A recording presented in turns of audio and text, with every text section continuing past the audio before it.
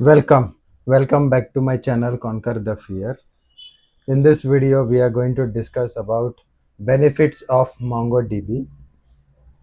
In earlier series, we had checked various information about NoSQL, what is different NoSQL databases. Now, in this, we are going to check out what are the benefits of MongoDB. So let's dig into the video. So if you go to the let's discuss the first one, that is it has got a intuitive data model. Now this is one of the first advantages because it the way the document stores its data.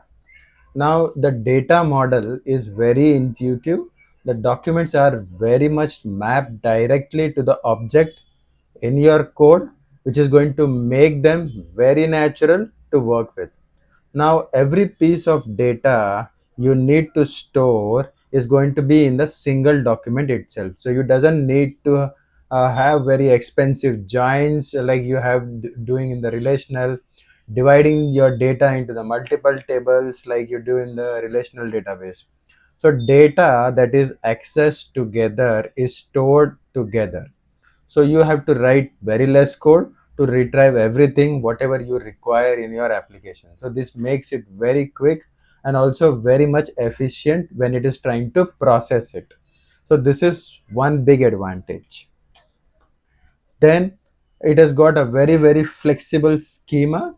So this is going to be a document database which is going to have a very dynamic, and it is going to be a very self-describing database, unlike in the relational database when you had to follow up on a fixed structure, tables and structures. Here you can have the structured or the unstructured data, so inside your document itself you can create a document that can contain an array, and the element of that array can store or contain other arrays.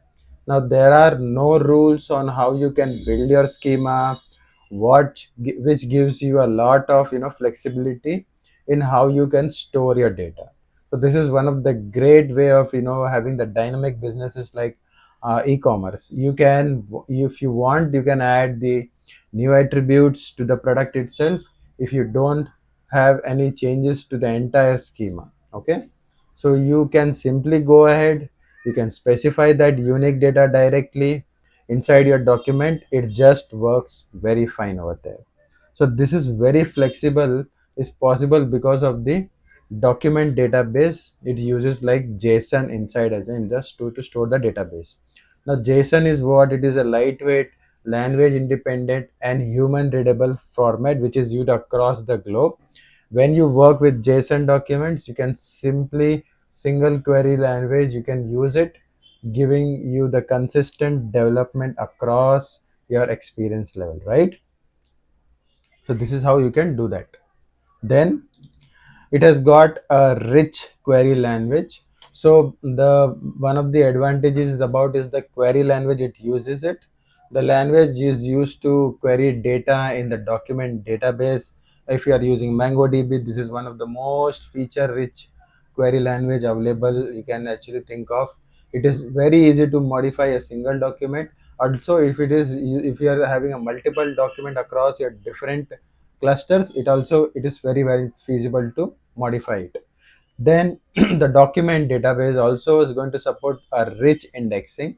Now this feature is going to help you retrieve data very efficiently, and it is one of the best features. Then we have a distributed and scalable thing. So the relational database, you know that scaling up, which means that you had to add lot of resources like the memory, the CPU, in order to singly to scale that particular single machine. But the document based database, you can do it by using the horizontal scaling. Now what does this horizontal scaling means? You can add similar machines in the parallel to your existing one. The documents are independent units, which makes it very easier to distribute across multiple servers while you keep your data local. It is very easy to maintain your data across multiple machines using the commodity hardware, and they can often come up with a rich replication and its self-healing features. But yeah, that is one of them. Now uh, i I hope I was able to explain you these four benefits and the advantages. These are the main advantages whenever you're dealing with the database like Mongo. In the next video, we'll discuss about why you need Mongo specifically, how we can use it, right? If you have any questions with respect to this video or the previous video which we have discussed, please post that in the comment section. I will definitely reply to it.